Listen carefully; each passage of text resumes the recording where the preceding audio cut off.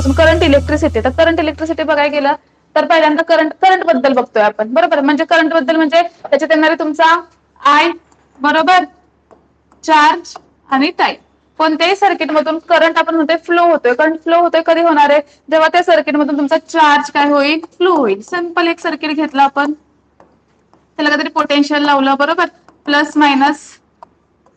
आता मला सांगा, पोटेन्शियल दिले, सपोज मी 5 व्होल्ट पोटेन्शियल दिले, म्हणजे मी काही तर त्याला एनर्जी देते, तेव्हा या वायरमधून, वायर मेटलचे वायरमधून चार्ज फ्लो होणार आहेत, बरोबर. चार्ज फ्लो व्हायला लागले की आपण काय म्हणतोय, सर्किटमध्ये करंट आलेला आहे आणि त्याच्यामुळे तुमचा बल्ब काय झालाय, ग्लो झालाय, बरोबर. म्हणजे इथं तुम्हाला हे सांगण्याचं कारण काय, इम्पॉर्टंट काय, तर करंटची डायरेक्शन, बरोबर. आता करंटची डायरेक्शन काय असेल याच्यात, आता बघा, पॉझिटिव्ह कडून निगेटिव्ह कडे तुमचा करंट काय होत असतो, फ्लो होत असतो. त्यावेळी तुमचा चार्ज हा कुठून कुठे फ्लो होतो, ठीक आहे. ऍक्च्युअल चार्जची डिरेक्शन आहे तुमची, चार्जची डिरेक्शन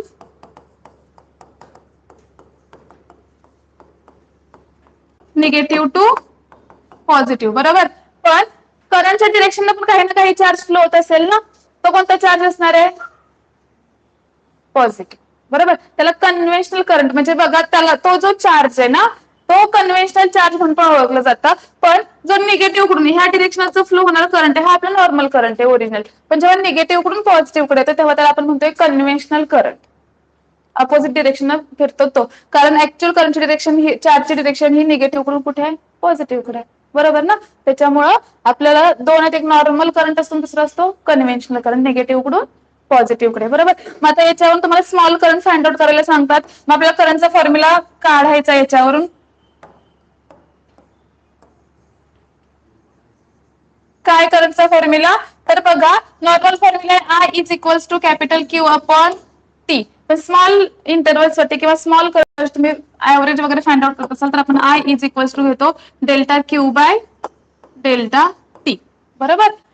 हे ऍव्हरेजसाठी. पण तुम्हाला जर लिमिट दिलं की काहीतरी मला पर्टिक्युलर एवढाच, म्हणजे ही जर माझी वायर आहे एवढ्यासाठीच फाइंड आउट करायचं आहे, तर आपण काय करतो, ह्या डेल्टा टी टेन्स टू काय घेतो, 0 घेतो. जेव्हा delta T tends to limit 0 होतं, तेव्हा तुमचा हा formula I is equals to D Q by dt ला जातो, कळतंय, ठीक आहे. आता हे करताना करंटचं युनिट असणार आहे तुमचं अँपियर, चार्ज असणार आहे कुलोम्ब मध्ये आणि टाइम तुमचा सेकंड मध्येच असणार आहे, हे कळतंय, ठीक आहे. आता बघा, इथे दिलेलं पण आहे अपोजिट टू इलेक्ट्रॉन फ्लो, त्यालाच कन्व्हेन्शनल करंट असं म्हटलं जातं.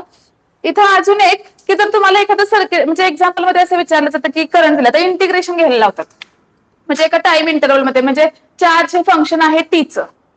मी काय म्हणते बघा, चार्ज हे फंक्शन आहे टीचं आणि तुम्हाला इक्वेशन दिलं असेल, समथिंग काहीही दिलं असेल, अल्फा प्लस बीटा स्क्वेअर किंवा I square plus T square, काहीही दिलं जाईल आणि सांगितलं जाईल चार्ज काय टीचं फंक्शन आहे, तुम्हाला त्या सर्किट मधून फ्लो होणारा करंट काय करायचा आहे, फाइंड आउट करायचा आहे. मी काय बोलते कळतंय, चार्ज टीचं फंक्शन दिलंय, बरोबर, एक इक्वेशन दिलंय आणि सर्किट मधला काय फाइंड आउट करायचं आहे, करंट फाइंड आउट करायचंय. अशा वेळेस बघा, तुमचा चार्ज कुठे आहे, वरती, बरोबर. फॉर्म्युला कसा आहे आपला, करंट फाइंड आउट करायचं ना, डी क्यू बाय dt. मग या केसमध्ये तुम्ही डेरिव्हेटिव्ह घ्याल का इंटिग्रेशन घ्याल,